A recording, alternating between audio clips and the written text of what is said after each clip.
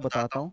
ये आपको ऐसा लगेगा बहुत कॉमन है बट इसमें कई सवाल बनते हैं। सबसे पहली बात इंस्पेक्शन मेथड। इंस्पेक्शन मेथड का मतलब है जब पेशेंट आपके सामने बैठा हुआ है, आप अपनी आँखों के ज़रिए उसके बॉडी को एनालाइज़ कर रहे हैं। अच्छा, इसके अंदर थोड़ा-सा ऐसा मेंटल प्रॉब्लम भी है। अच्छा, ये थोड़ा-सा हाथ इसका शिवरिंग कर रहा है, तो मैं दूर से ही देख रहा हूँ। आप अगर as a health care provider आप ऑर्गन ऑफ साइट को यूज़ करते हुए डाटा जब कलेक्ट करते हैं, इसको कहते हैं इंस्पेक्शन। चेहरा लाल हो रहा है, इसकी आँख में अगर मान लीजिए किसी की आँख में कुछ चला गया, अब आपसे बोले बेस्ट मेथड बताइएगा किसी की आँख में कुछ चला गया तो आप कैसे पता करोगे? आप सिर्फ़ उसकी आँखों को ऐसे फ़ील करोगे, फ़ील कैसे करोगे? देखोगे अच्छा इसकी आँख में प्रॉब्लम है।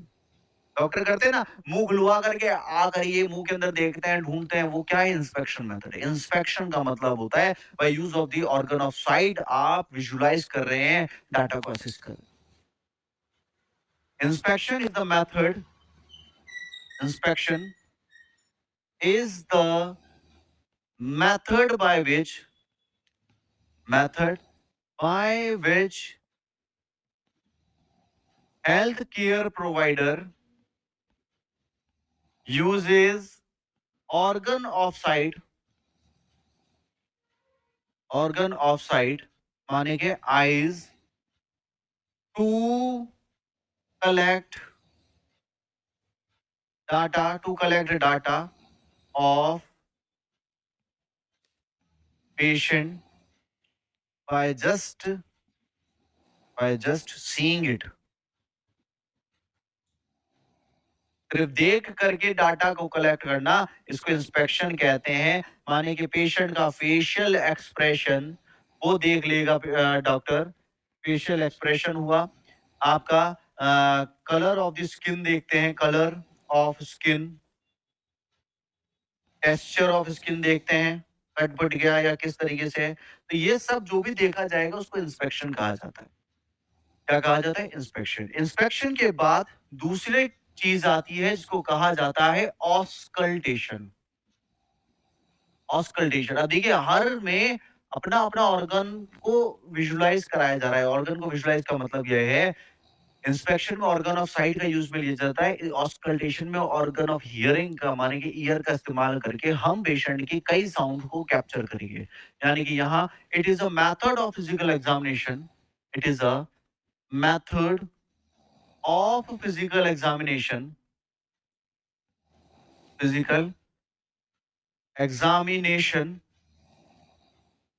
in which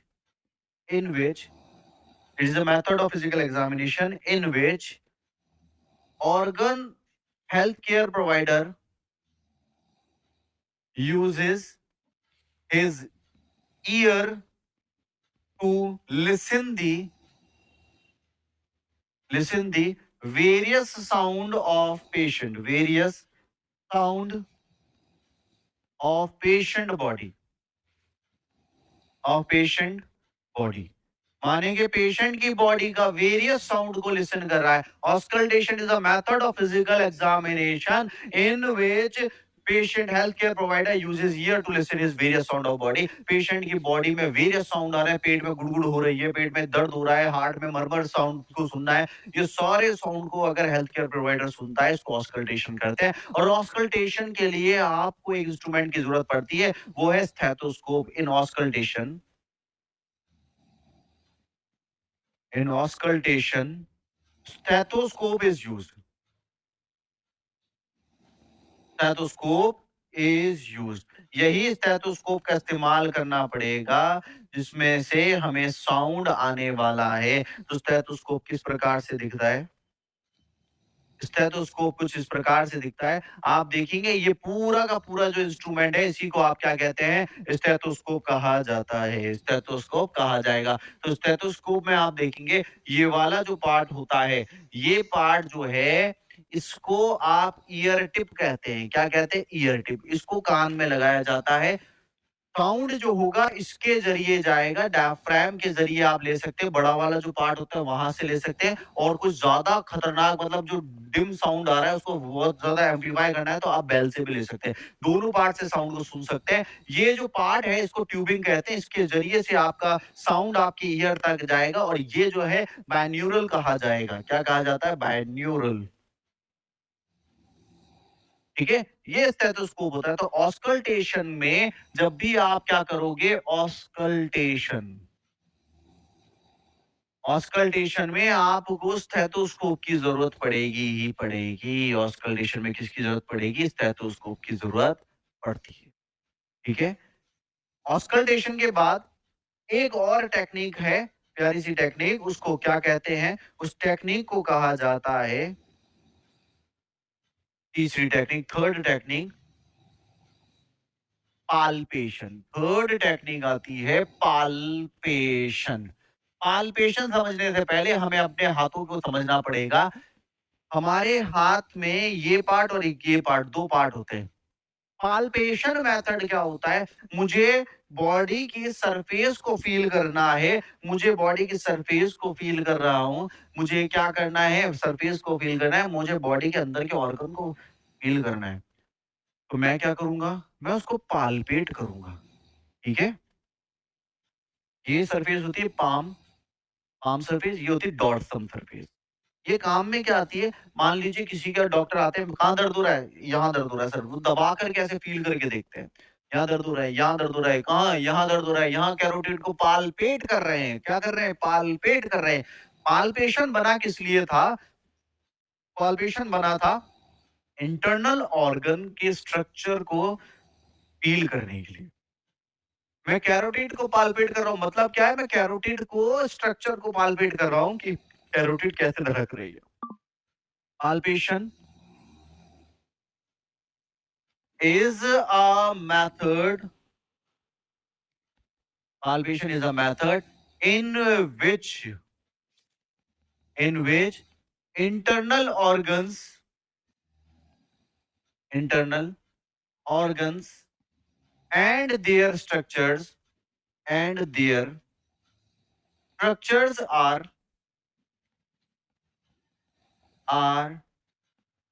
felt, and any abnormality is identified.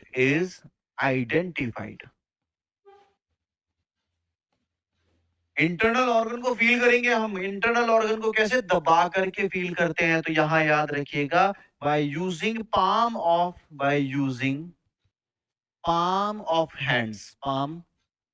of hands palpation is done. Palpation done किया जाता है। तो पाल्पेशन का मतलब समझिए, हम हाथों को छू करके, कंप्रेस करके, फील करके हम पता कर रहे हैं। जैसे कि मान लीजिए किसी को एग्जाम्पल के तौर में पाल्पेशन से ट्यूमर का पता कर लेते हैं। पाल्पेशन करके ट्यूमर को आइडेंटिफाई किया, भाई कहीं गिठान बन रही है, ट्यूमर बन रहा है। पाल्पेशन से हम क्या कर सकते हैं? टेम्परेचर, बॉडी का टेम्परेचर करते हैं। टेम्परेचर कैसे करते हैं? टेम्परेचर का बेस्ट मेथड पूछेंगे आपसे, बेस्ट मेथड क्या होता है? यहाँ से टेम्परेचर यू करके लेना चाहिए या यू लेना चाहिए? हमेशा टेम्परेचर डॉर्सम से लेते हैं, पीछे से। टेम्परेचर को कैसे लेते हैं? डॉर्सम ऑफ हैंड से पाल्पेट करना है। डॉर्सम ऑफ हैंड से पाल्पेट करना है टेम्परेचर को। हमें वाइब्रेशन हो रही है, कंपन हो रही है, तो कंपन हो रही है, सर मैं कब कब आ रहा हूँ, अरे दिखाओ कब कब आ रहे हो। तो ऐसे हाथ रखेंगे है ना, कंपन को फील करने के लिए। तो ये वाइब्रेशंस को भी आप पाल्पेशन से फील करते हैं। बेस्ट मेथड आपसे पूछेंगे वाइब्रेशंस हो रही है तो कैसे फील करोगे? तो पाम सरफेस से लेना है, पाम से। हमेशा वाइब्रेशन ऐसे ली जाती है। बॉडी के ऑर्गन को फील करना है, पाम से दबा करके करेंगे। पाल्पेशन पाल्पेशन हमेशा 3 प्रकार से की जाती है। पाल्पेशन को 3 प्रकार से बांटा गया। एक होती है लाइट यानी कि माइल्ड पाल्पेट करना है, मॉडरेट और एक होता है डीप पाल्पेशन।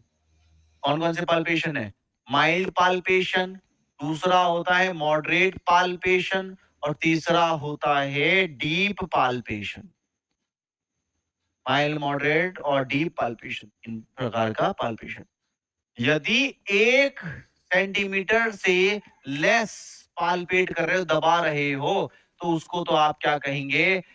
उसको कहते हैं माइल्ड पाल्पेशन। 1 सेंटीमीटर से कम, अरे सर मैंने दबाया, 1 सेंटीमीटर से कम दबाया, माइल्ड पाल्पेशन। 1 से 2 सेंटीमीटर के बीच में दबा रहे हो, कंप्रेशन कितने बीच में? 1 से कंप्रेशन 1 से 2 सेंटीमीटर पाल्पेट कर रहे हैं।